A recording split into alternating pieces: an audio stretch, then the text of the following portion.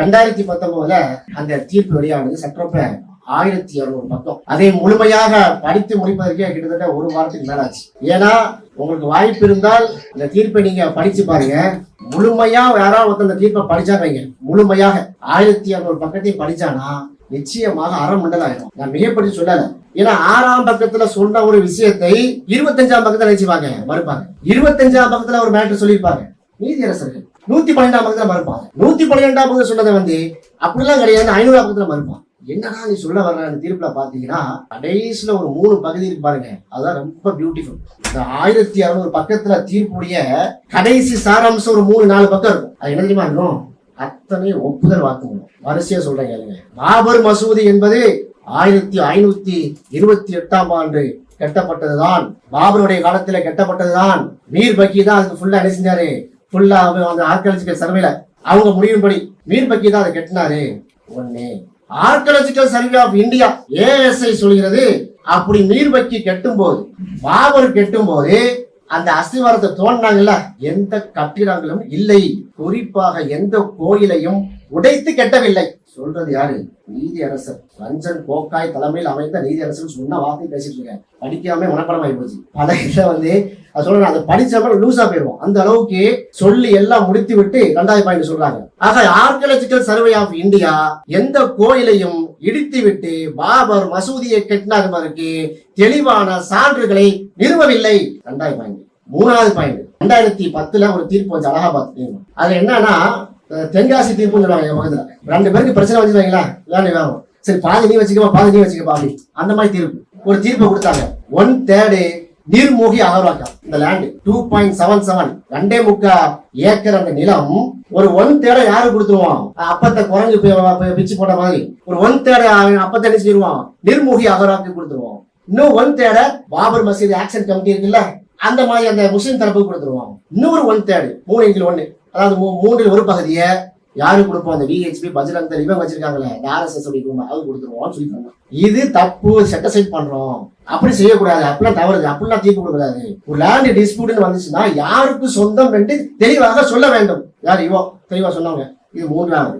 4வது, பாபர் மசூதி இருந்த போது 1949 திடீரென்று அத்துமீறி நுழைந்து அங்கே சிலைகள் வைத்தது உண்மை.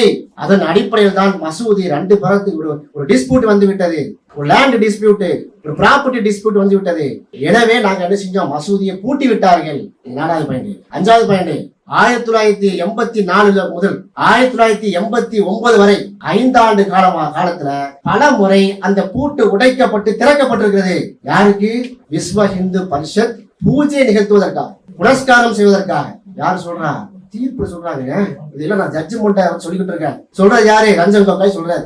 அவர்தான் அன்னைக்கு CJ உச்ச நீதிமன்ற தலைமை நீதிபதி. இப்ப எங்க இருக்கிறாரு? BJP உடைய மினிஸ்டரா இருக்கு, மாநில உறுப்பினரா இருக்காரு. புரியுதா? அப்படி நீதி அரசர்கள் எல்லாம் மாநிலங்களை உறுப்பினர் ஆவதற்கு, மினிஸ்டர் ஆவதற்கு எக்ஸாம் எழுதக்கூடிய இடம் நீதிமன்றமாக ஆகிவிட்டது. ரஞ்சன் கோகாய் சொல்லிவிட்டு கடைசியில போட்டாம பாருங்க ஒரு பாயிண்ட். இருந்தாலும் இப்படியாக தீர்ப்பு இருக்கும். இருந்தாலும் எனவே சட்டத்தின் அடிப்படையில் செக்ஷன் இப்படி சொல்லணும் தீர்ப்புல. இருந்தாலும் முஸ்லிம்கள் நீங்க என்ன செய்யுங்க? விட்டு கொடுங்க. ஏனென்று சொன்னால் இந்த நாட்டில வாழக்கூடிய பெரும்பான்மையான இந்து சமூக மக்கள் ராமர் அங்கேதான் பிறந்தார் என்று நம்புகிறார்கள். என் கனவில் ராமர் சொன்னார், நான் இங்கதான் பிறந்தேன்னு சொல்லி.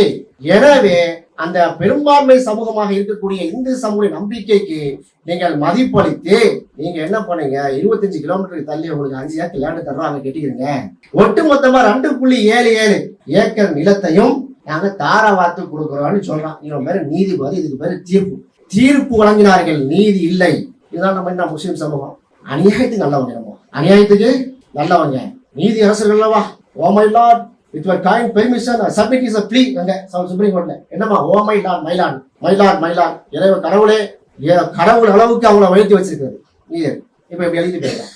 போன கையோட பார்த்தா அவன் ஏதோ ஒரு பொம்பளை விஷயத்துல மாட்டான். அடப்பாவி, இவன் பாபர் மசூதியுடைய தீர்ப்புல மாட்டினவன் அந்த ரஞ்சன் கோகாய் ஏதோ ஒரு பெண் விஷயத்துல மாட்டி அவருடைய வீடியோ கிளிப்பை எடுத்து வச்சிருக்கான் சங்கி. அதை வைத்து மிரட்டப்பட்டு அந்த அழகிய எல்லாம் போட்டு தீர்ப்பு எப்படி எழுது, அப்படி வாங்கப்பட்ட தீர்ப்பு தான் அந்த தீர்ப்பு. அந்த தீர்ப்பை விடுதலை சிறுத்தைகள் கட்சி ஒட்டுமொத்தமாக நிராகரிக்கிறோம். அப்படின்னு இங்க நான் சொல்ற மாதிரி எங்க தலைவர் எழுச்சி தமிழர் வந்து பார்லிமெண்ட்ல சொன்னாரா இல்லையா?